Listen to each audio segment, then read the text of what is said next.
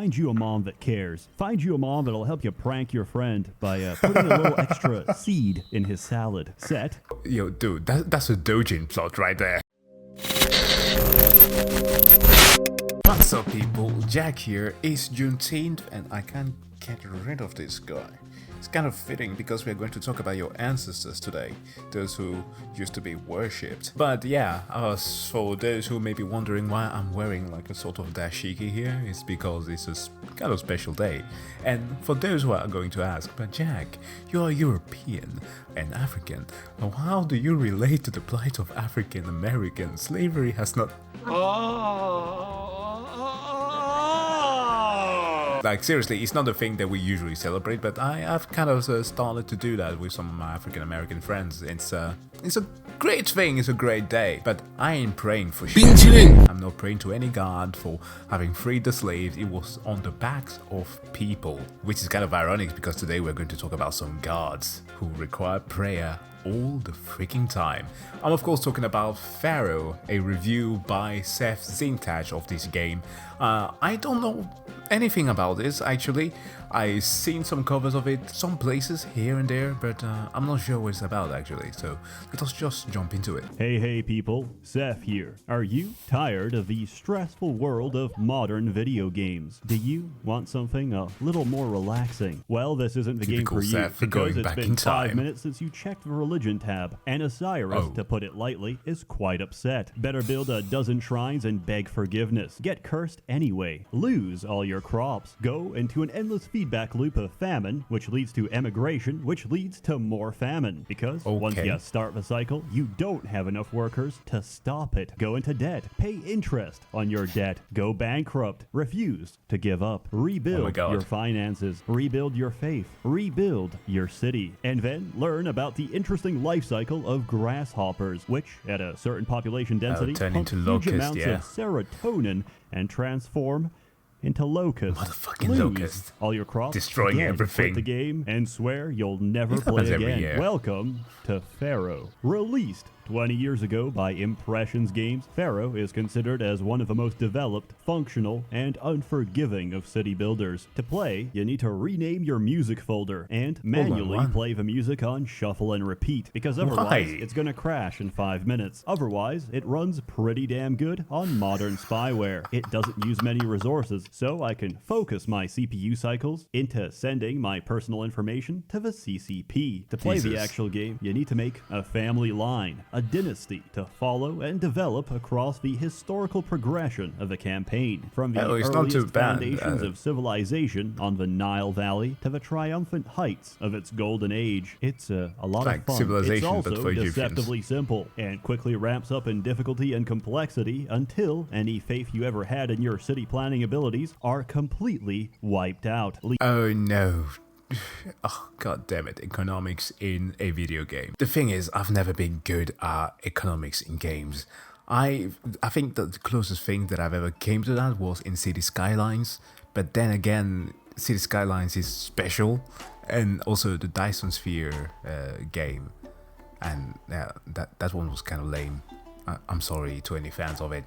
Leaving only a deep-seated feeling of anguish, despair, and incompetence. Don't worry, I've been there. When I built myself a personal mansion and paid myself a pharaoh's salary, thinking that somehow I outsmarted the Egyptian monetary system. Only later did I realize I wasn't making money. I was paying himself money for my own treasury to pay myself so I could put it back into my own treasury. My profound economic genius did not go unnoticed, because in several months' time, the real Pharaoh attacked my city to save my people from extreme retardation. In the beginning, your only concerns are food, water, and preventing your mud hut from spontaneously combusting. In ancient Egypt, most forms of architecture have a habit of exploding into blazing fireballs that will eventually consume your entire city. Historians attribute this to the fact that Egypt is closer to the sun. Well, technically that is what they believed, in not just the construction of the pyramids, but also in the spiritual part with their deities. Both, I think, Horus as well as Ra were both, also young Horus, later on the son of the... You know, it gets complicated with the pantheon, but the thing is, like, the sun was super important to them. Also, they had an entire religion revolving death. Such, every street corner requires an architect and a fire station, because without them, in a few milliseconds, my city will look like this. Your needs grow with the people, and you always need more people to run the city. This process is encouraged by the fact that as you satisfy their needs, dwellings will upgrade automatically, both visually and mechanically as they accommodate wealthier residents. Your reward for a well-managed city is a city that doesn't look like shit. So, unless you want to stare at mud huts all day, we need to talk about the essentials of Egyptian life. Ancient Egypt invented many great things, such as crime and punishment. The mark of an advanced civilization is a police station. Unfortunately, Pharaoh was an older game in the series, which still worked on the principle of employers having to manually find their employees. Well, the Magi's did more than just, protect the people. They were also acting as a sort of police for them. For those who don't know what they are, play Assassin's Creed Origins. It actually has some very historically accurate facts on Egypt. Despite, of course, the bombastic things that AC always does to history, it does have, at least in the discovery mode, a great way of learning about all this. It's interactive also, so it's fun.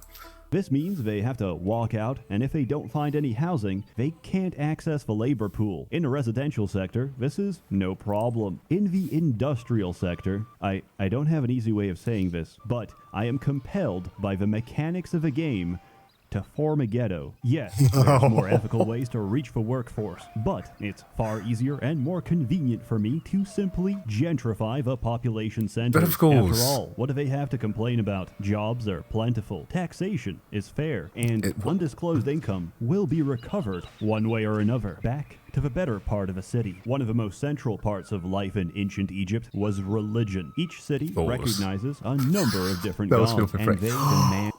Bro, was that just this? Was religion. Each city recognizes a number of different gods.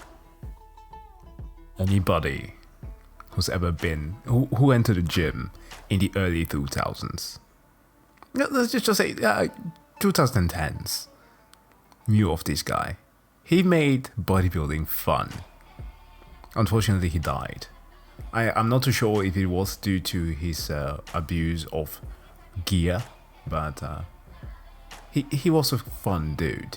Gods, and they demand worship. There's obviously more, but in Pharaoh, you worship one of the big five: Osiris, Ra, Ta, Set, and Bast, which respectively control the flood, whom I always pronounce wrong. Pottery, I call him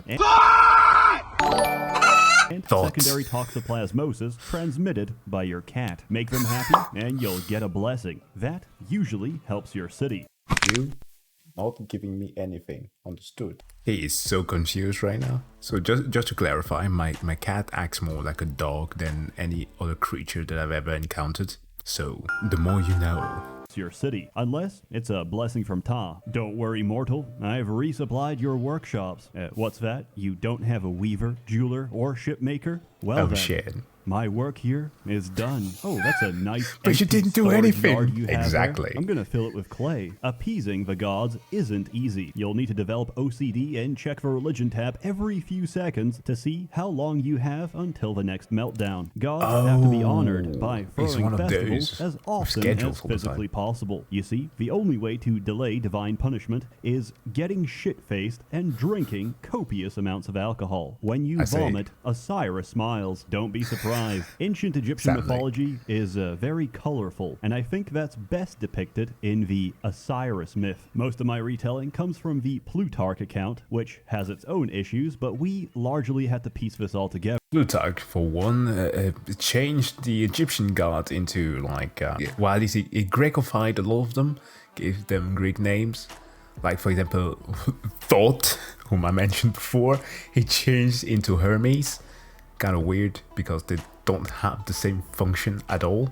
But yeah, Just a thing. So, yeah, exactly. As Seth mentions, it gets confusing. Ever. Ancient Egyptians believed that words carried power, so the more negative or unsavory parts of stories were often never recorded, because simply writing them would manifest the words into reality. Countries that should be nuked. In no particular order: Turkey, Russia, the US, Germany, France, England, Poland, the entire Middle East, especially East. God damn it. This was written when? In 2020. Hungary, China, Brazil, Chile, the Virgin Islands, take those losers. Antarctica. What do you have against the penguins?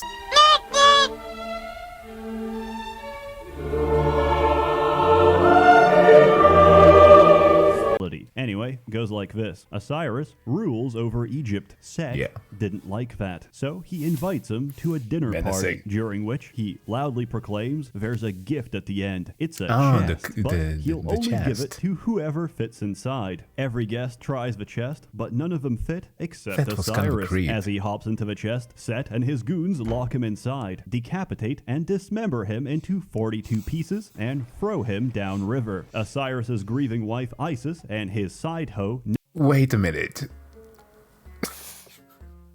Despite the choice of Nikki there, oh my god. I think this is largely accurate, except that the order might be a little bit reversed, because if I remember the lore correctly, he gets trapped into a chest which is sealed with lead, and then of course thrown into the river, which flows all the way to Lebanon. From Egypt to Lebanon. Mesopotamian Ocean. What? Mediterranean Mesopotamian, what the hell.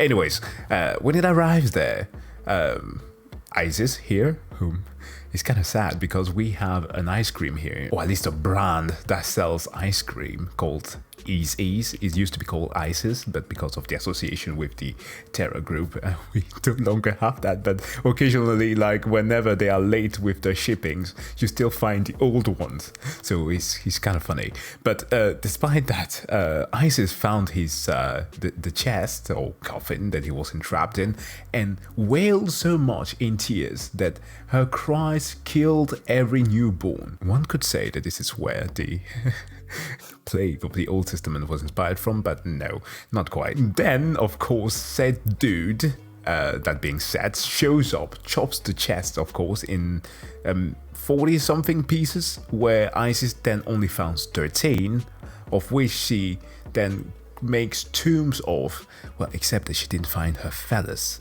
Yeah, there's a weird thing with Egypt and penises. Isis, the great of magic, traveled all over Egypt in search of the pieces of her husband's body. After a long search, she recovered all the pieces save for his manhood, as it was eaten by a fish. Which is a sentence that I never thought that I would say. But if you actually play Assassin's Creed Origins, you will find some of the tombs or graves of Osiris here and there, dispersed throughout the country.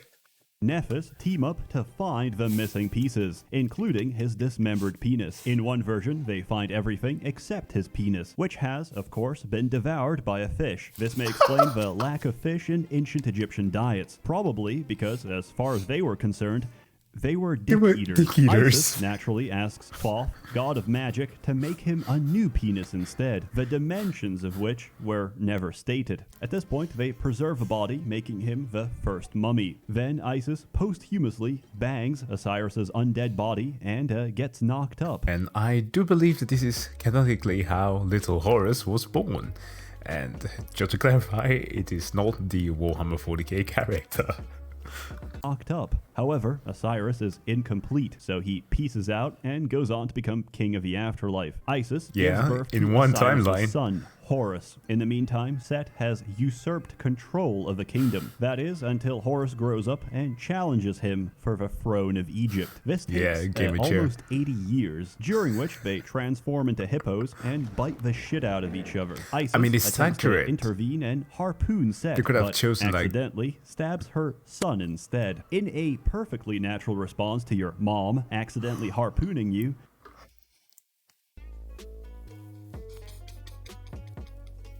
You know what's ridiculous about this? I used to have like a hierarchy of the different pantheon in the book, that was given to me that I do not own anymore. But like you will like have you know, just like a family tree, like these branching lines that will show you who killed who and who gave birth to whom. For example, Thoth literally could have just used his magic, like he gave birth to himself. Yeah, he did. And yeah, you could just see who killed who.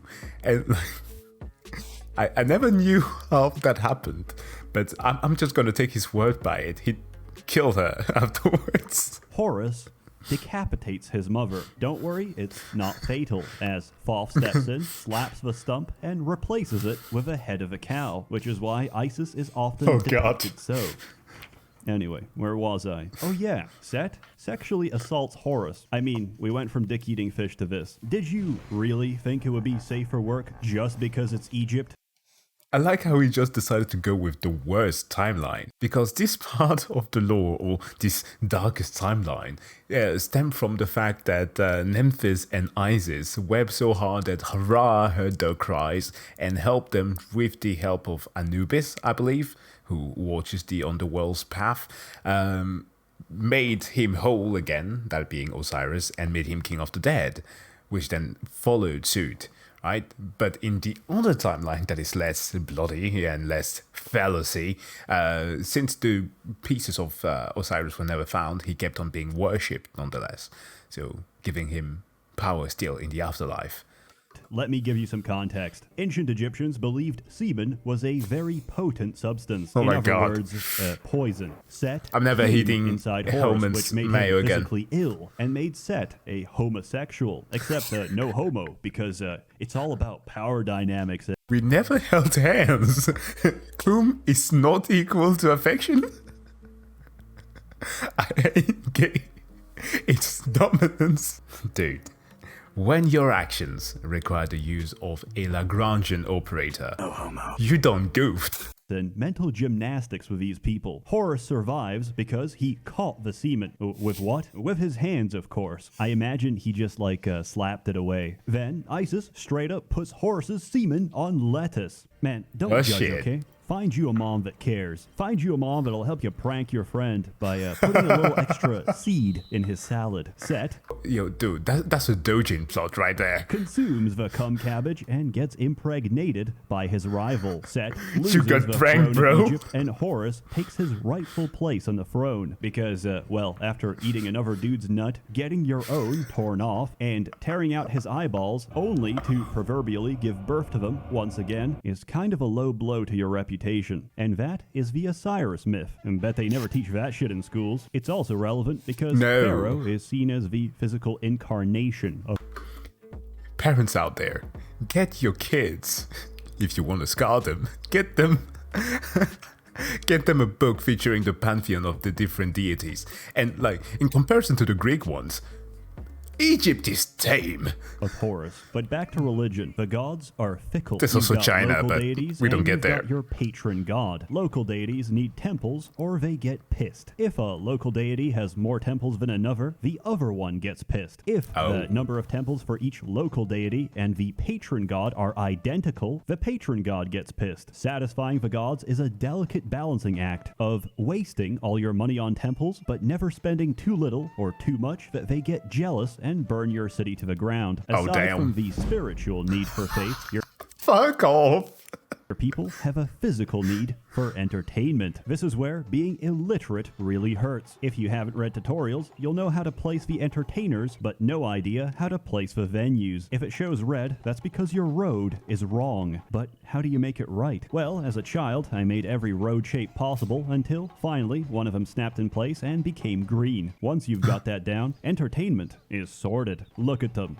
Not a phone in sight. Just people living in the moment, dying of malaria. Unless you want your entire workforce to be wiped out by a plague, consider implementing universal health care everywhere except the ghetto. Insurance coverage doesn't extend to my work camps because the cheapest cure for malaria is to delete the household, which is a good time to mention that if you right-click on someone...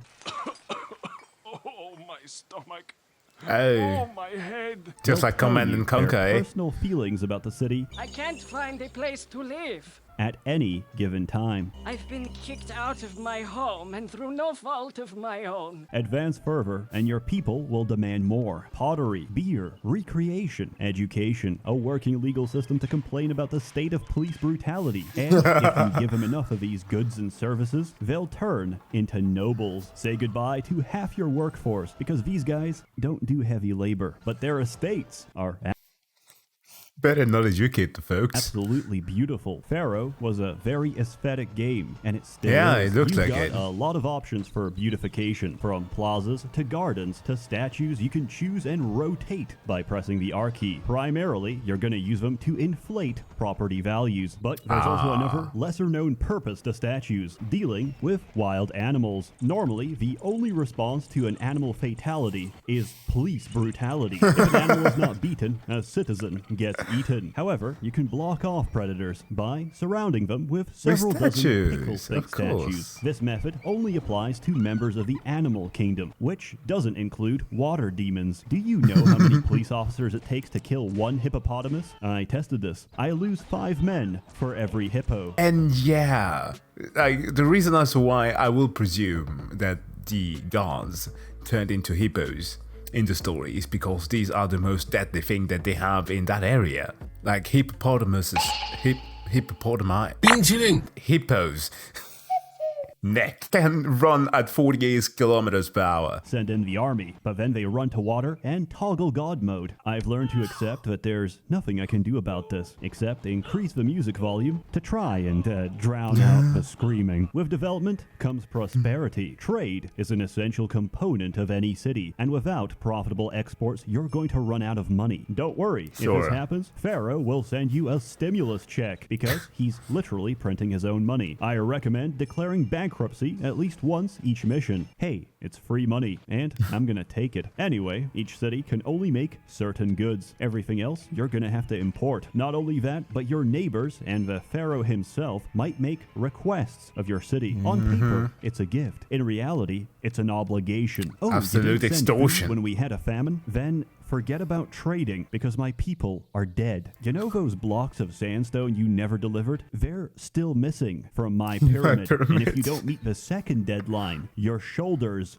will be missing a head. Oh Even god, with trade, a gorilla. there's still the issue of balancing your budget. Your people have to be paid after all. To this end, you need to build a palace. Without a palace, your palace cannot be robbed. It also allows you to make tax collectors. Tax collectors exist to be shanked in the open street while everyone watches. They're essential for your city. This game taught me an important lesson. Economics is a closed loop. All the wages you ever spend, you get back through taxation, which at 9% is fair and stable. Pump it too high and your city will quickly become a ghost town. I tested this, and unfortunately, you can't build a tax prison, whereby you lure immigrants into your city with low taxation, then suddenly pump the tax rate to 25. He's gonna use the Sims method. He fucking uses the Sims method. I didn't even look at the screen. He's gonna encircle the entire city. Oh, okay. God damn it. And prevent them from leaving with a double-layer thick perimeter of solid stone. It turns out the desire to emigrate is so strong that people simply phase through walls, reinforcing the theory that even lower on Maslow's hierarchy of needs is the physiological requirement for a human being to evade taxation. Tax evasion. Ancient Egypt was a God real damn it. powerhouse, and it takes a lot of jealousy. I would be too if I lived in a desert. Understandably, they're here to take your crops and murder you. Invasions are common, so combat is inevitable. And I'll be real with you, it's not very good. Most of it boils down to how many bodies and planks of wood can I throw at the enemy. That is, until you get chariots, which were considered by many during the time period to be imbalanced, pay-to-win bullshit. Alternatively, you could just pray to Set. So once your enemies reach the map, they'll fall to the ground and be recorded as a COVID death. Above all, Egyptian civilization revolved around one thing: building the sickest tombs. Think of the richest man alive right now in Anno Domini 2020. Now consider that he hasn't even prepared a modest Bezos at the time, mastaba right? to serve as his mausoleum.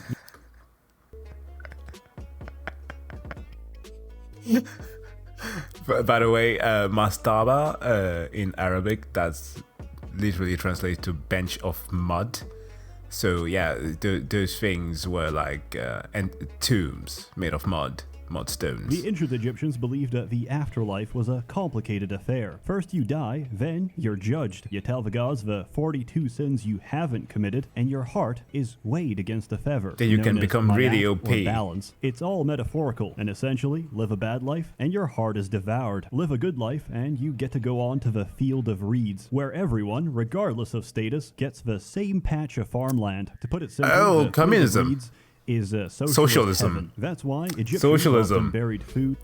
Look, I'm just too taken by the way that the American audience always views socialism that I have, unfortunately, taking it upon myself to always correlate that to communist, brother. Drink and other valuables with their dead, because you'll need it for the journey. That's why they also got so upset about grave robbers. Because, think about it, if you're stealing shit from a pharaoh, you're actually stealing shit he needs in the afterlife. It's like you're playing Gmod Survival, but with God. But God's multiplayer session doesn't have anti-cheat. And as you try to chow down a fig, it fucking despawns. So you reach for another, it also despawns. And now you're naked. Egyptian life was as much about living as it was preparing for the next one, which is why most of the later missions will have you preparing your own funeral as you wait literal years for the pyramids to finish construction. At this point, there's no shame in using cheats. The Giza pyramids are actually so goddamn big that even cheat codes can't finish them. They can only speed them up. Luckily, the Cleopatra expansion has none of that. Thanks to the long-term threat of burglary, you'll be building tombs into the rock instead, inside the Valley of Kings. It's really more of the same, except some guy called Moses keeps messing with the RGB settings of your river, and will continue to do so until Pharaoh finally has enough and decides to free the Jews. This game also comes with a surprisingly functional and intuitive map editor. I even made one myself, with a custom script that generates crime every month of the year to try and simulate the average inner-city neighborhood of a new world. As a game that's nearly older than most of the people on this platform, it's still got the best soundtrack, the best visuals, and the most functional design of all city builders. Pharaoh, like the pyramids, was built to last, and I give it my highest recommendation. It is by... Wait a minute. What was the score? I don't think I know any of those. But all things I don't want to count by 10. And what's the most difficult thing of all? Maintaining civilization. Yet, no civilization can ever last. Empires rise and empires fall, and so did Egypt to the Roman Empire. Caesar Free is practically a carbon copy of Pharaoh, but hey, Roman religion was pretty much a carbon copy of the Greeks, and I'm gonna get to them in the future. On the other hand, they did invent shitposting. It's maybe comforting or humbling to remember that no matter how much time has passed between us, the hopes, dreams, and motivations of fellow humans remains very much the same. The only difference is that instead of spending your time killing Nubians, you'll be spending your time killing the Scottish. Caesar Free was very progressive for its time, as it accepted the harsh truth that you could bring civilization to Britain, but you could never bring Britain to civilization. Unlike Pharaoh, most of the messages you... Excuse me, I don't have the greatest of recollection about this. Can somebody explain to me how it came to be that they are chasing cheese? Why? Yet are actually animated. The voice acting is way better. If more food doesn't arrive soon, there won't be anyone left to pay any tax. Combat doesn't suck ass, and it actually runs on modern systems. Despite all this, it is 1 year older than Pharaoh. So, what's the downside? Well, there's no monuments. But on the bright side, there's no monuments. Overall, if you're concerned about hypertension, Caesar Free is the better option. It's not the anxiety-inducing disaster spiral that is Pharaoh, but I also highly recommend it. It's a wonderful game about the greatest of empires. 2-in-1 review. You got through those funds quickly. Try to make these new funds last longer. But like any empire, it too had to collapse. The fall of a Roman Empire sent us tumbling into the Dark Ages, a long period of technological decline where the only video game you had was Dark Souls, and it took us nearly 1,000 years for humanity to finally recover. If you're interested, GOG isn't selling a bundle. Activision flaked out. So instead, use my link and you get a discount on not only Pharaoh, but also Caesar Free and pretty much every game I've ever sold on GOG. Enjoy. Nice. As always, more content to come next year. Merry Christmas. We don't celebrate Christmas here because we killed Jesus, but don't let that stop you. A warm thanks to the many members of a Merchants Guild So you did. generously funding and bankrolling these videos for over 2 years now, which I neither expect nor deserve, but I count my blessings and I'll try to make it worth your time. Please take care of yourselves, stay safe, and happy holidays. Yes, people, being a fervent Egyptian trying to escape gentrification was a hard time, but if you got free from slavery at least, you had a chance. But guys, thank you so much for checking out this video. It was a fun one by SsethTzeentach, and actually, man, it made me remember a lot of my lore, a lot of the things that I was very much into when I was younger, that being like mythology and stuff. Great. I'll check out if he has one on Greek mythology as well. That'll be fun.